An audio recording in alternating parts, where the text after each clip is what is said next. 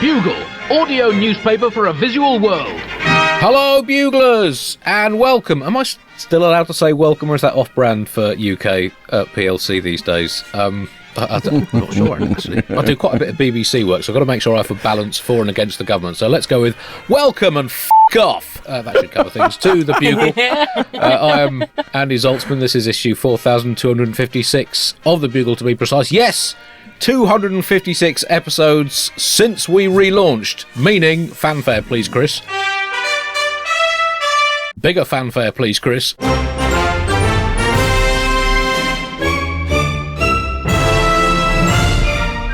that you can now have a straight 8-round knockout to decide your favourite post-relaunch Bugle episode. A competition that, assuming you did one match every 2 hours to allow for each episode, averaging about 40 minutes to play in full with a half-time orange, some post-match analysis and a look ahead to the next contest. Going by about 4 matches a day, tapering down to 2 a day from the quarter-final stage onwards, with a day's break in between the round of 16 and the quarter-finals and the quarter-finals and the semi-finals, and 2 days between the semi-finals and the finals, and of course no third-place playoff. That's precisely 10 weeks. 10 weeks of your life that you could do that competition in. Ironically, this beginning to this week's episode probably means it's already looking a good bet to be knocked out in the first round. Unless our 2 guests this week can pull this episode out of the fire. Let's find out. Joining me to try to rescue this episode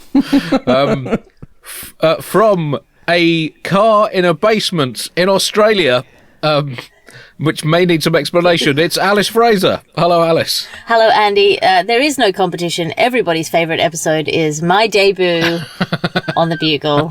Of course.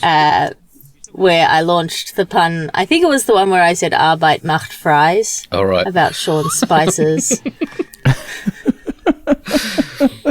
fast food endeavour. Yeah. I am in a basement in a car in Newcastle in Australia because I did my Fringe Festival show here, and it was terrible. But also my baby and my dad are up in the hotel room looking after each other. And this is the only place that I can podcast. Also, cars have great acoustics, and it's just a fun place to hang out. And I don't think I'm the only person who's hanging out in a car to avoid their children. I go for a walk sometimes in my suburb in Sydney, and it's just like every 5th car is a guy sitting behind his steering wheel on an iPad, just illuminated in the dark, sadly avoiding his life. Yeah. I think most professional motor racing drivers are just avoiding their children, to be honest. When you say they're avoiding their children, you don't mean like physically on the track, because that is a new sport I would 100% tune into.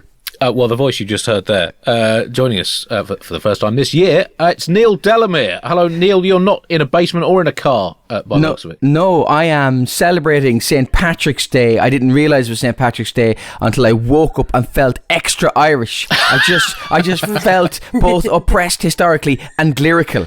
It's an unusual feeling, but I'm prepared to go for today, I have to say. Well, as a British person, for those 2 emotions, I will say sorry and you're welcome. I'm stuck on the race car drivers who are trying to escape from their children. Is that what they mean by "I'm following in the footsteps of my father"? Are they just being tracked? It's quite possible. I mean, there are a lot of children of racing drivers themselves become racing drivers. Mick Schumacher.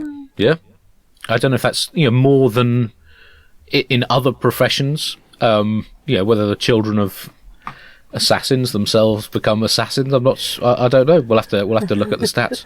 Chris, you are also for this St. Patrick's Day special wearing a glorious Irish green football shirt. You were telling us the vintage beforehand. It was 1980s? It's the 88-90, because back then you didn't change your football shirt every 6 months. So Ireland kept this shirt for about 3 years, and it actually had a sponsor on it, right? Because they didn't have any money. I don't know.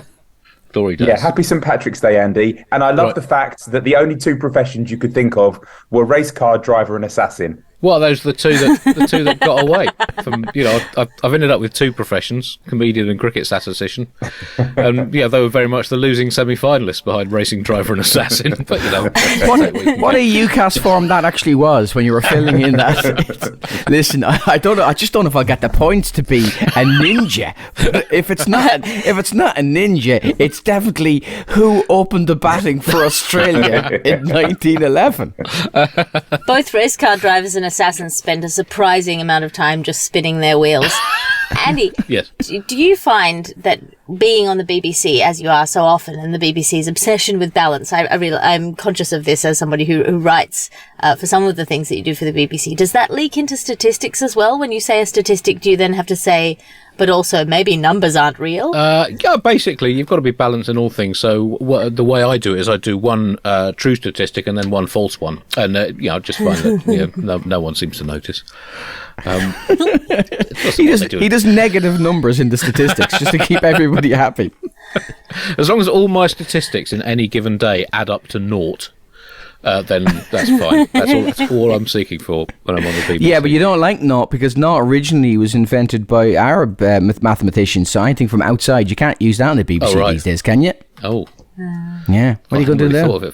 You need some sort of Anglo-Saxon concept. That's what you need. Yeah, well, I'll just build a henge and be done with it. We are recording on St. Patrick's Day. To commemorate St. Patrick's Day, I'm recording in front of a green screen, albeit with a picture of London on it. It's the 17th of March, 2023. On this day, in the year 180, Commodus became sole emperor of the Roman Empire at the age of just 18. Following the death of his father, Marcus Aurelius. Now, contemporary accounts suggest that Marcus Aurelius was not even slightly murdered by his own son. But thanks to modern technology, we now know from watching films that Commodus did, in fact, himself murder his father, before, of course, himself being later slain in the Colosseum by a vengeful gladiator. And it's amazing how wrong the historians of ancient Rome could be. Half the time, I think they just made shit up for a good story because they couldn't be asked to do the research. On the 19th of March, in 1932, so 2 days from now as we record, possibly tomorrow as you listen at Bugler. I'm addressing you individually there. I don't think our listenership has collapsed to just one listener. I hope not, anyway. On this day, on the 19th of March in 1932, the Sydney Harbour Bridge was opened, which if Alice was not in a basement in a car in Newcastle, Australia, rather than in Sydney, where she normally is of late, you'd be able to just confirm that it is still there, but I guess we'll just have to rely on that assumption. Prior to the Sydney Harbour Bridge opening, Alice, the only way to get across Sydney Harbour was by a combination of one or more of Dolphin, Miracle, Teleportation, Fruit-Powered Jet Suit, and Catapult. So it's amazing, the influence that bridge has had on Sydney as a city. Oh, yeah, absolutely. Or if you bite a wombat in the right place, it'll kick you across the harbour. Right, yeah. But, I mean, the bridge was just so much better than those options. On the 20th of March... I'm still on the Commodus thing, to be perfectly honest with you. He invented darts that year, of course. You know that, don't you? Oh, yes. Well, of course, yeah.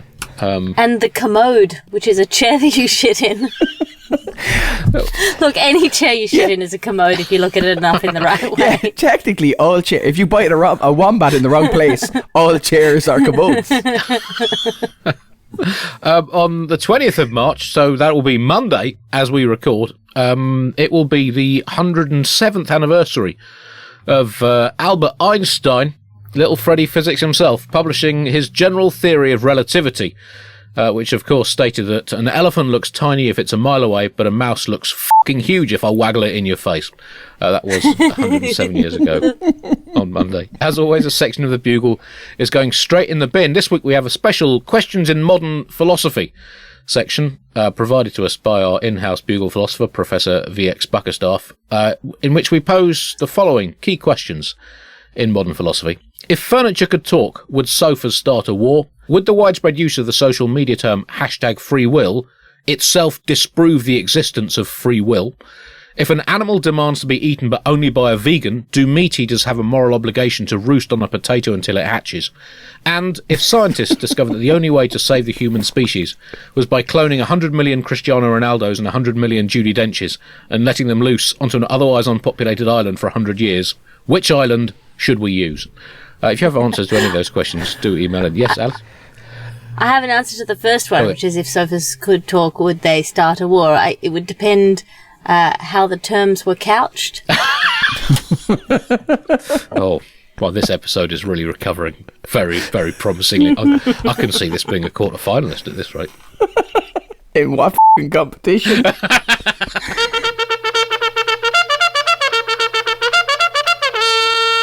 Top story this week, the sea.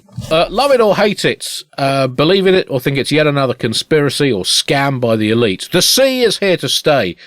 And since we last recorded, the nations of the world have reached a truly historic agreement to try to protect the oceans of this planet. This followed 10 years of negotiations. The UN High Seas Treaty has been agreed, and it will come into force at some unspecified point in the relatively nearish future if it actually happens. This is a huge moment for the sea, a much underrated part of the world. We focus so much on land, but actually the sea, well, it's what, a good 70% of this planet. Are you both fans of the sea as a continent? Do you think it's had its time, and maybe we're just mollycoddling it now by throwing treaties in its direction to try and butter it up? Well, we need the sea because I'd like to keep my surname. Right, of course. Like, otherwise, I'm just called Neil if there is no sea. So that's how that works. Right. I'm a big fan of this UN treaty that has come into force now, or will come into force. But the real question here, I think, Andy and Alice, is can the fish be trusted to keep their side of the deal? I think that's the real key here. Like, they are notoriously tricky to deal with. Some podcasts which have you believe that there's no such thing as one. So I just don't think it's the right time to appease them. But apparently all the main parties came to the table, the UN, Captain Birdseye, Poseidon, all the big hitters, and they hammered out a deal. Some of the coral-like animals apparently were the last to hold out.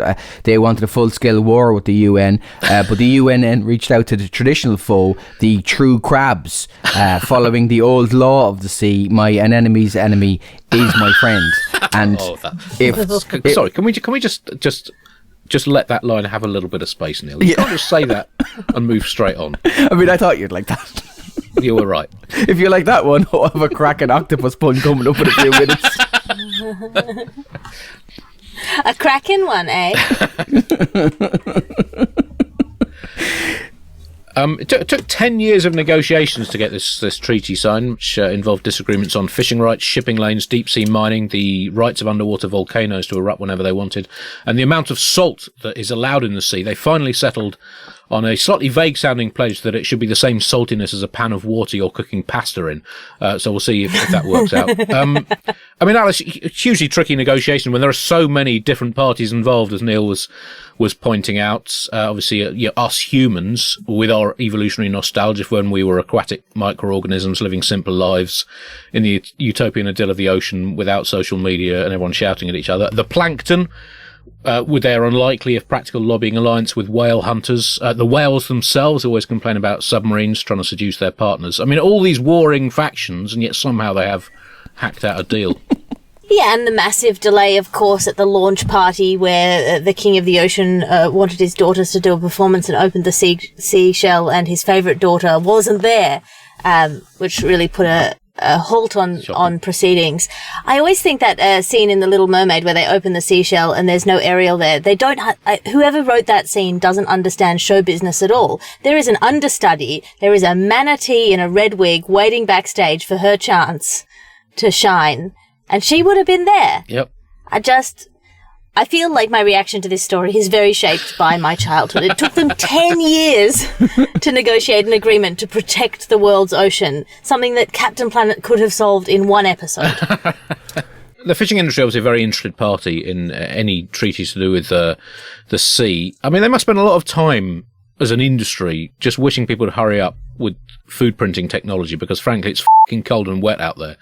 And the fishes themselves as well, the problem that they have in any negotiation is they often forget what they were trying to negotiate. So it is a really hard thing. You can understand why it took quite so long. It's designated as much as 30% of the seas as protected areas. I guess the concern with that is that all the fish and other sea creatures will now move to that 30% of the ocean that is protected. And property prices in the remaining 70% could collapse, causing an economic crash that ironically could bankrupt the entire ocean-based world. So, there are clearly stumbling blocks ahead. Any particular highlights? Real estate problems in the deep ocean will be solved by rising sea levels, as I guess so. Real estate problems on Earth will be created.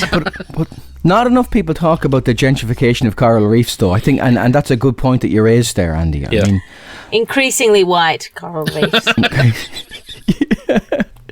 One man's bleached is another man's property prices. And obviously, as Jane Austen herself once wrote, it is a truth universally acknowledged that a species in possession of a good planet must be in want of an economic system that strives to exploit that planet for all it's worth until there's nothing left but a post-apocalyptic wasteland of barren destruction and the faint echo of some scientist saying, "We did warn you."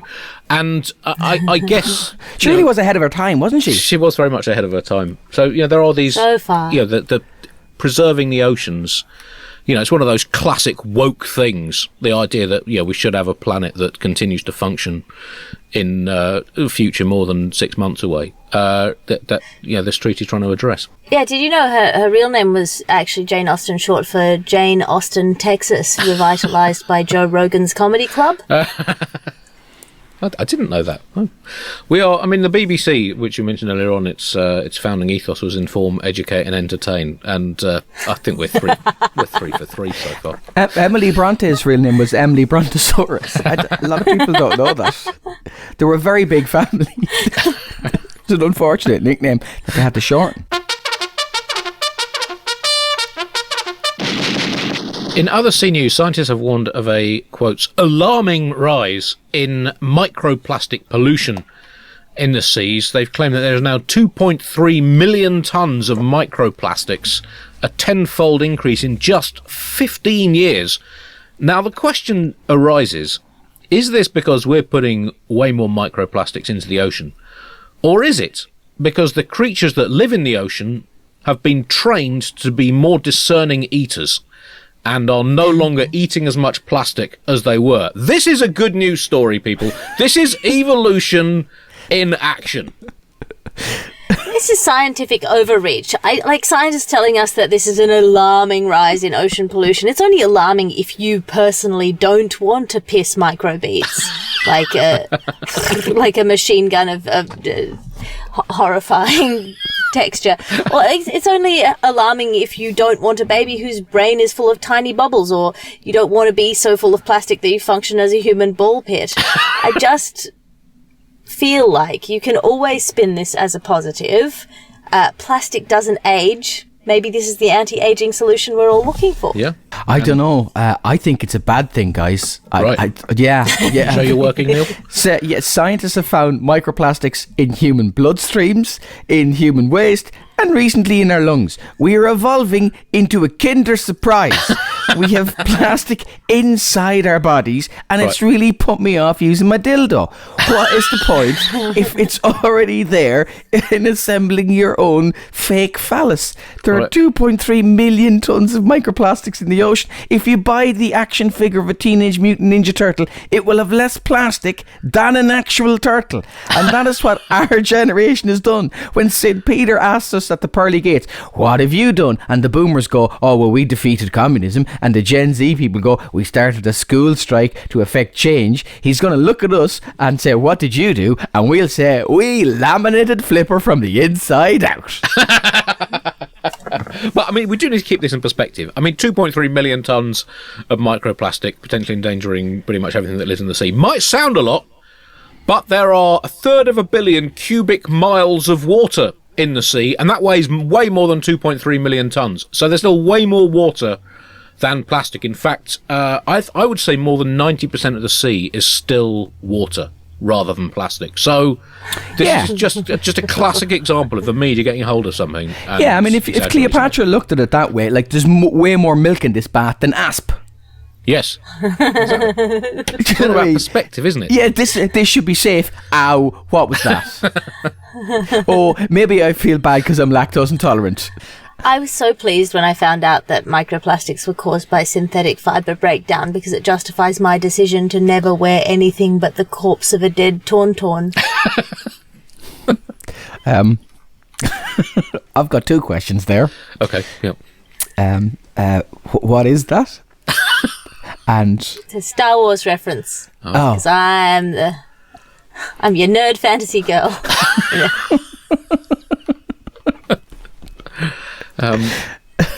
It's my brand that I'm starting to brand myself as. When an Australian person, pivoting. When an Australian person just says the name of a creature, you just assume it's some weird shit that you've never seen before. I 100% thought it was an animal from Victoria or from Western Australia or a mate of hers who owns a ute and he's called Tauntaun. Yes, Chris is showing us a picture. Right, there we go. I'd assumed it was, something that had a pouch under its arm for keeping other people's children that shat out of its eyeball, like most other Australian animals do. A final piece of sea news now. Controversy in the sea world because of a plan to build the world's first octopus farm.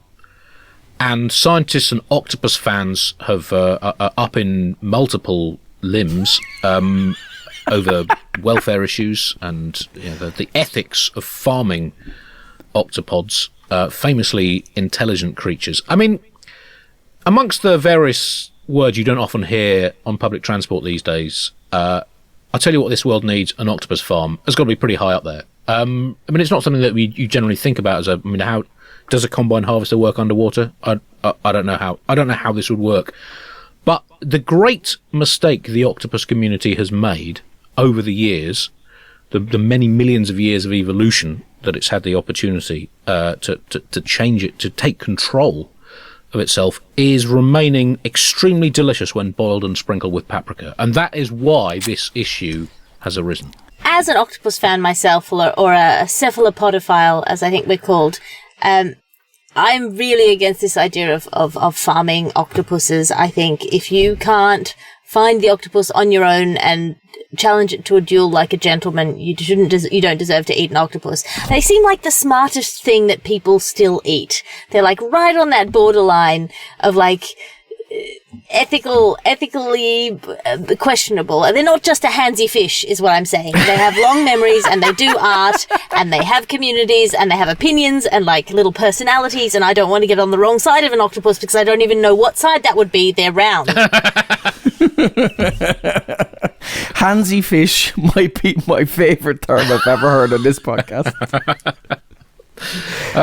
I think I speak for all the long-time listeners of this show when I say I'm disappointed you squandered the opportunity, Andy, to call this a Cephalopodcast. I'm absolutely disgusted by that. Sorry. This company is planning to farm 1 million octopuses, or octopi, I don't know, for food. But they're solitary and they're used to the dark, and they're going to be put in tanks with other animals under lights, and 10 to 15% of them will die.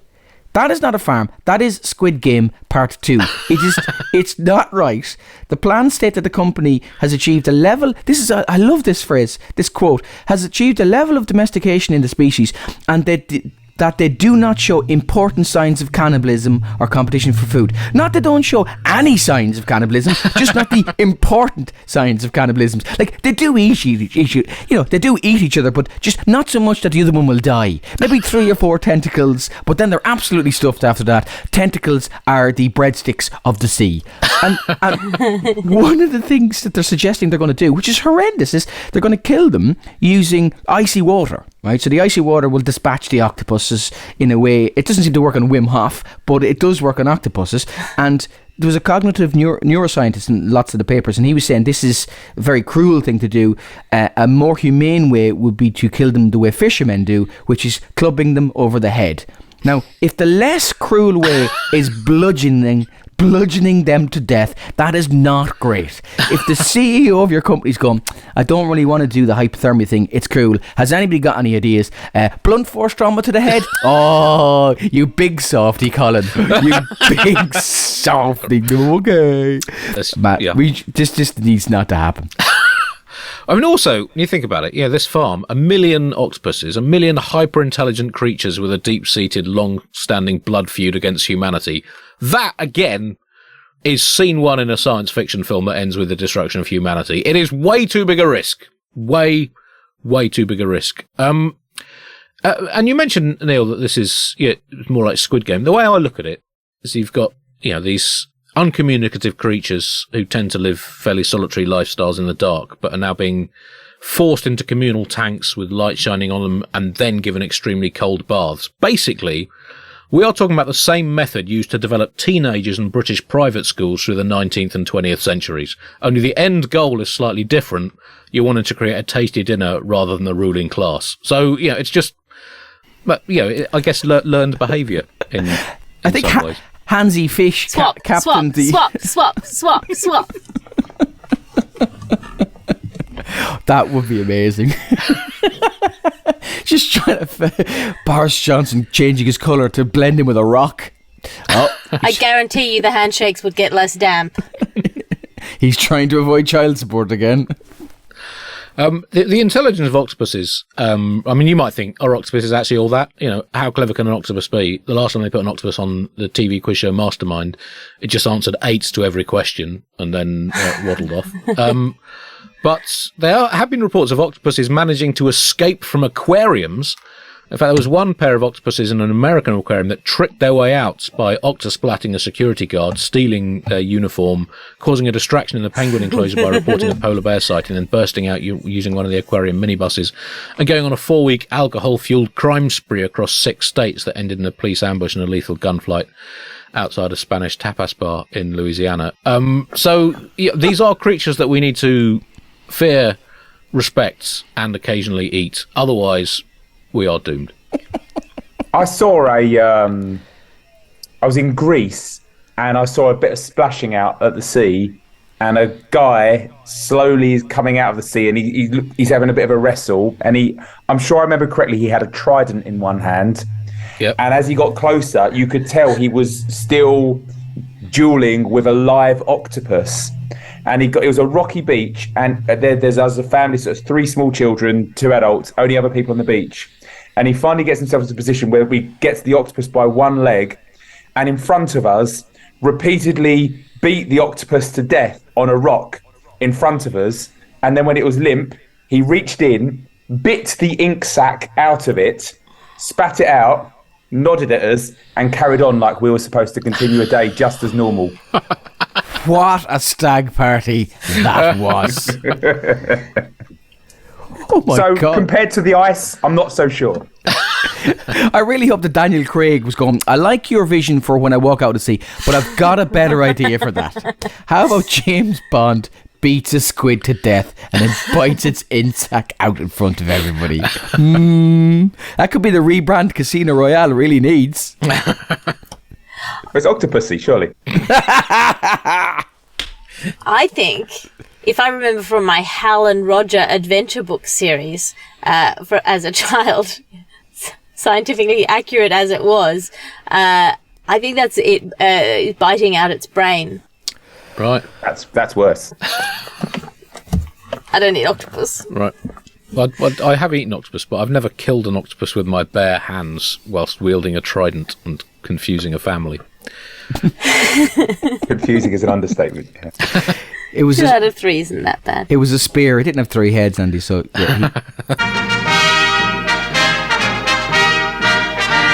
Britain news now, and well, this is also related to the sea. Since our last bugle about 10 days ago, we're shifting to Friday recordings for the next few weeks. The UK government has incurred some criticism from various people who, on the more humanitarian end of the political seesaw, over their launch of a new scheme to clamp down on small boats crossing the Channel, packed with what I think in former times would have been referred to as human beings, but I think that's a term that is now the government is trying to remove from legal parlance. They've launched another 3-word slogan: "Stop the boats." I don't know. I mean, 3-word slogans are increasingly popular in politics. My own personal favourite 3-word slogan is "Use 3 words," or hyphenate unnecessarily whenever possible. In fact, one all the time. It was a huge story sort of last week, and it was made huger by the input of one of England's greatest ever footballers, Gary Lineker, who is a BBC football presenter now and has a huge social media following. And he tweeted to the effect that the language used by the government was reminiscent of some of the language used in 1930s Germany. Now, of course, when you make a comment like that, it will be reported as Lineker says the Tories are all Hitler, which was not quite what he said, but it led to it almost became, the Lineker thing became a bigger story than the fact that the government was launching or developing a policy that was, I think, well, off the cliff in terms of a lack of humanity. It's kind of interesting what it showed about where Britain is as a nation politically and just the nature of public debate these days. Gary Lineker, Neil, of course, famously scored England's goal against Ireland in the 1990 World Cup. 1-1 draw in the group stage. You don't need to be a rocket scientist to know that. And then Kevin Sheedy equalised, yes. Yep. For the forces of good, I think the rest of the world said on the day. Alice? I mean, "Stop the boats" is an Australian slogan. Yes. It's nice to know that you shipped your convicts to us and we ship our barbarism back to you. I think that's how it's the farming economics of it work. But I saw Rishi Sunak tweeted a number of things, which he left up. I'm generally not a big fan of commenting on things that people have tweeted until they've had time to think better and take them down. But he's left it up for many days in a row now, saying that people who come on small boats to the UK illegally or claim come to the UK illegally will not benefit. And this was the real kicker for me, was it will not benefit from the UK's modern slavery protections, which I think is a great news for anybody who wanted to have slaves in the UK but didn't want to bring them in legally. That sounds about right.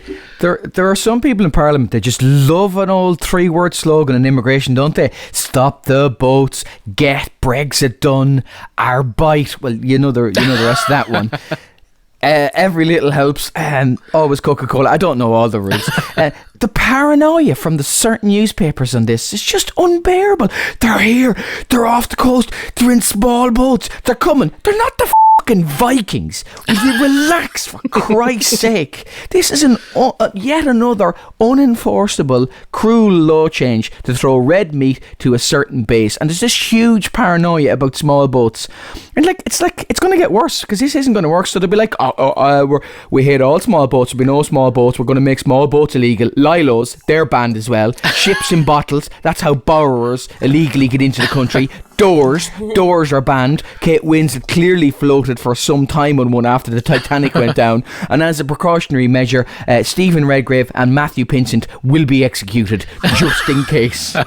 To be fair to the government, though, Neil, they called it the illegal migration bill, and it turns out that it is illegal in international law. So, I mean, this is a rare example of the government being honest about what it's doing. It is saying its own bill, unless I've I don't know where the pause is supposed to be, if there's supposed to be a pause. But anyway, but they've called it the illegal migration bill. And essentially they're trying to deal with this kind of vast global humanitarian tragedy and the evils of people trafficking by being not particularly tough on the crime, but tough on the victims of crime, twisting one of their old slogans.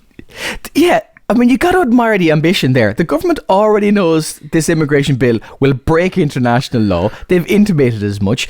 The Northern Ireland Protocol bill would break international law. What what's the next law that they'll aim for? I think gravity could go next, Andy. I think it's a confected Brussels diktat that the noble UK can finally take on now that Brexit has been done. This time next year you could be floating on the ceiling, Andy, like a ginger Lionel Richie, just as Henry VIII would have wanted. You did not win the war to be pulled down to earth by some Euro magnetic force controlled by an unelected planet. And then if gravity goes, well, what about for every action there's an equal and opposite reaction? Yeah, but maybe there shouldn't.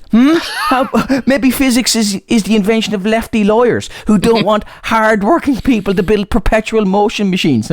Did you ever think of that? No, you didn't.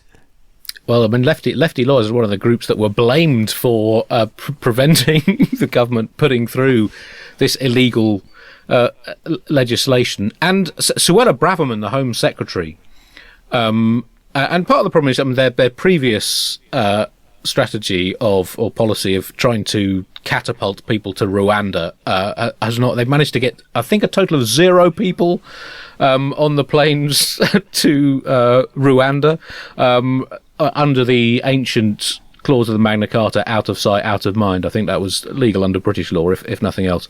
But Suella Braverman said there are 100 million people in the world who could qualify for protection under asylum laws. Fortunately, but just by pure luck, 99.93 million of them last year couldn't read a map or were just plain lazy, so didn't bother coming. But what if they did all come at once? Which they won't. But what if they do? And that's the question that Braverman is trying to address. Warming to her numerically idiotic theme, Braverman, who holds one of the 4 great offices of state in the UK, brackets, what the f*** have we become, added there are likely billions more eager to come here if possible. Billions of people want to come. If we do not stop handfuls of people coming here on small boats, there will be billions. We have currently in the UK heading towards 70 million people. If billions do turn up, we're going to have to abandon our national addiction to underfunding in infrastructure. It's going to get, the traffic's going to be. But why stop there? Why did she not just say trillions? If she really wanted to get the attention of there could be trillions of people alive and dead. I mean, trillions of humans, zombies, ghosts. I mean, this to me shows the scale of the challenge that the government is at least doing something to try to mitigate. Just quickly on the Lineker thing, he was briefly suspended from the BBC and they had to do a football highlights programme with no humans, no presenters, no commentators, which was a slightly weird moment in British sportscasting history. That the problem for Lineker was that really what he should have said was, rather than comparing the language to what was used in 1930s Germany, he should have said it was the kind of language that would be used in a fictional drama series set in a hypothetical early to mid 20th century European country that is veering inexorably towards fascism. That would have made it fine. That would have made it as long as it was only pretend. One final story before we fully run out of time. Alice, a banking crisis is enveloping the world once more. The Silicon Valley Bank in America has collapsed. There's been various attempts to shore up other struggling banks on both sides of the Atlantic. Credit Suisse are borrowing $54 billion to keep their financial dinghy afloat. First Republic in America has been given $30 billion. That's for a bank that I've never heard of, and as far as most people are aware, might well be fictional. What is happening, Alice? And why is it happening so soon after the last idiotic financial collapse just 15 years ago? I mean, it's happening so soon after the last idiotic fiscal collapse because Americans cannot be convinced to regulate their industry. They have a very peculiar idea about how everything works, and it doesn't involve anyone being held back from ravening capitalism. The particular way this bank collapsed is very telling about the weird sort of feudal system in Silicon Valley. The richest people heard about the possibility of a collapse first. They got their money out, and then they told the people below them, who then did exactly the same thing, and so on and so forth, so that only the people who could least afford to lose all their money were left holding the bag without any money in it at the end. And I think the most sort of bizarre thing about this is watching libertarian tech lords spending years trying to convince people that the banking industry needs less government in order to be able to pivot lively into disruption or whatever. And then they turn around immediately and ask for bailouts. It's just watching the gods of dramatic irony shoot themselves in the foot with Chekhov's gun. Don't get me wrong.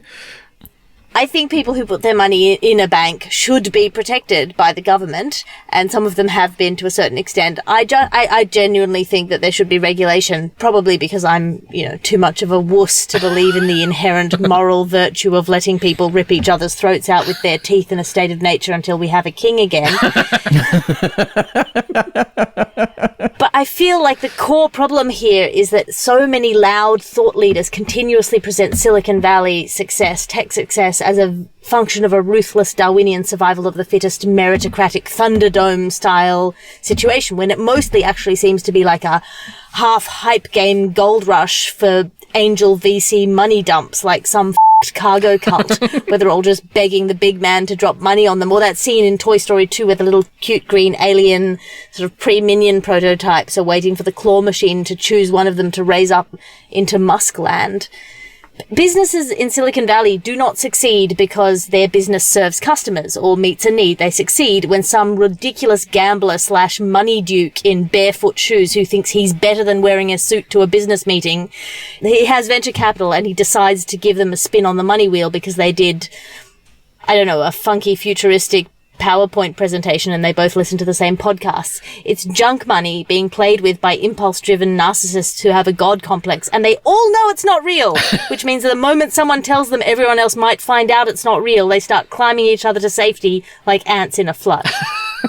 Well, thanks for that insightful summary. I mean, the question I would ask, does this show that the Bugle has been going on too long? Because as the old saying goes, when a podcast spans two inanely avoidable global banking crises, either the podcast has been going on too long or the global economy has got even more forgetful and stupid than it already was. That brings us to the end of this week's Bugle. Neil, it's been lovely having you back on. Do you have any forthcoming shows or other works you'd like to? Yes, I do a podcast. I do a podcast called Why Would You Tell Me That? And producer Chris said it's one of his favourite podcasts. And we talk about things that you should know, but maybe you don't, like the woman who invented Monopoly, and for the exact opposite reason that you might think, and she got no credit for it. We interviewed... This season we interviewed the guy who's actually a rock star who did the voice for the IRA when it wasn't allowed to be on UK TV. So check that out wherever you get your podcast. It's called Why Would You Tell Me That? Alice? I'm doing my show Twist at the Melbourne International Comedy Festival, and then I'll be doing it in London and Tokyo on the 18th of May, and London will be after Tokyo, and then Edinburgh. Find me online at patreon.com/Alice Fraser. I run writers' meetings every week if you want to write with me there. And I desperately undercharge for them because I don't know how to value my own labour. And don't forget also to listen to The Gargle, the Bugle's glossy magazine sister publication, hosted by Alice. Oh, yeah. With a sounds fun. Cast of... It's not your favourite podcast, though, is it, Chris? One of his favourites. One. Thank you, Neil. You, Chris. I also love Catharsis and Top Stories. Thank you for listening, Buglers. We will now play you out with some more contributors to the Bugle Wall of Fame. To join the Bugle voluntary subscription scheme to give a one-off or recurring contribution to keep the show free, flourishing and independent, go to thebuglepodcast.com and click the donate button. Jonathan Monroe invented the instruction manual, prior to which people just prayed to their local deity to make something work, or just shouted at the device until it snapped into action. Alex Hoffman discovered that the site of the renowned Battle of Waterloo in 1815 was not, as many had thought, a large London station just south of the River Thames, but some land in modern-day Belgium. The station didn't actually exist until after the battle, noted Alex, so I think it's just coincidence. On which topic, J.C. Van Ocker discovered that Napoleon wore a tricorn hat as a means of triangulating exactly where he was in relation to things like trees, lunch, and the enemy. Alan Hill inadvertently invented the game of darts whilst casually throwing carrots at a pizza during a particularly dull work dinner. And Andrew Corliss changed the rules of chess to remove the once popular option of sweeping all the pieces off the board and claiming a drawn game. Simon Witham discovered the etymology of the coiffurial term mullet, which emerged in 18th century philosophy when philosophers would mull over things for weeks if not months on end, leading to them growing long hair at the back, counterpointed by shorter, dead hair atop the brain, where the heat of thought had killed the roots of the hair. Chris White was a revolutionary figure in the evolution of the sport of table tennis, after suggesting that the participants should be allowed to play while standing on the floor rather than on the table, should they so wish. The tactic was and remains widely adopted. Margaret Wharton conducted a reassessment of the works of the celebrated 17th century Dutch painter Rembrandt and calculated that he actually painted lots of self-portraits, overturning the previous assumptions that everyone who lived in 17th century Holland looked exactly the same, just a bit older or younger. And finally, Mana Sharma discovered the missing note in the musical scale. It was D, lying there hidden between C sharp and E flat. Thank you to all our contributors to the Bugle Wall of Fame.